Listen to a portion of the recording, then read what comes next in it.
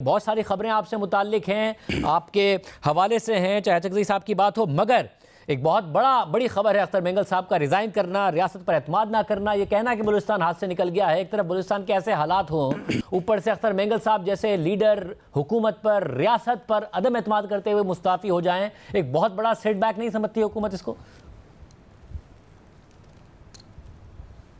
मेंगल साहब जो है वो बलूचिस्तान के बड़े सीनियर और बड़े अहम सियासतदान और रहनुमा हैं, और पिछले दिनों में जो वहाँ पे अपेक्स कमेटी का इजलास हुआ तो उसमें शायद उनको बरवक्त इतला नहीं हो सकी, क्योंकि उन्हीं पार्टी के मेंबर सनाउल्लाह बलोच साहब ने एक प्रोग्राम में, वो मेरे साथ मौजूद थे, तो उन्होंने इस बात का गिला किया।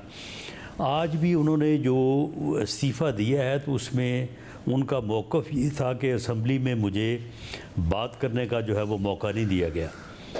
तो मैं समझता हूँ कि अख्तर मेंगल साहब जैसे सीनियर ज़ीरक और एक अहम रहनुमा के तौर पे हमें उनकी दिलजोई करनी चाहिए, उनको दूर होना चाहिए, और हुकूमत जो है वो इस सिलसिले में उनसे ज़रूर रब्ता करेगी।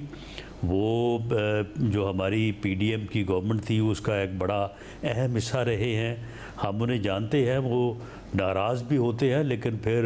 अपने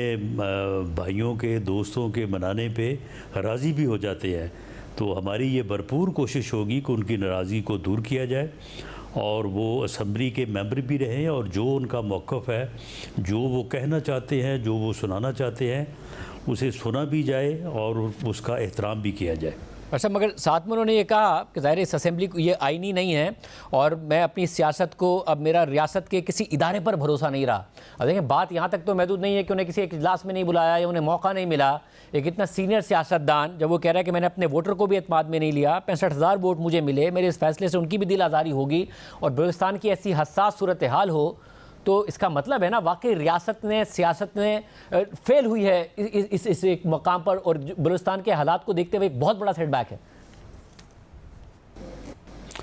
देखिए, हमारे जमहूरी निज़ाम में जो है वो कोई परफेक्शन से मुतल्लक जो है वो बात की जा सकती है, और अख्तर मेंगल साहब का ये मौक़िफ़ को आज उन्होंने ये बात नहीं की,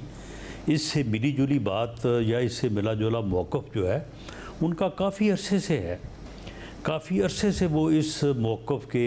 हामी हैं, लेकिन इसके बावजूद जो है वो पूरे निज़ाम के साथ जब वो चलते रहे हैं,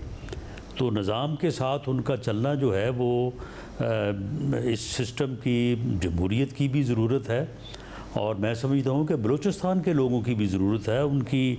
पार्टी की भी ज़रूरत है। तो इस मौक़िफ़ को रखते हुए जिस तरह से वो पहले जो है वो साथ चलते रहे हैं, तो इसी तरह से उनको मज़ीद साथ चलाने की भी कोशिश की जाएगी, और जो ख़राबियों जिनकी वो निशानदेही करते हैं तो उसके ऊपर भी गौर व फ़िक्र होना चाहिए, और जिस हद तक बेहतरी हो सकती है तो उसमें भी जो है वो बेहतरी लानी चाहिए।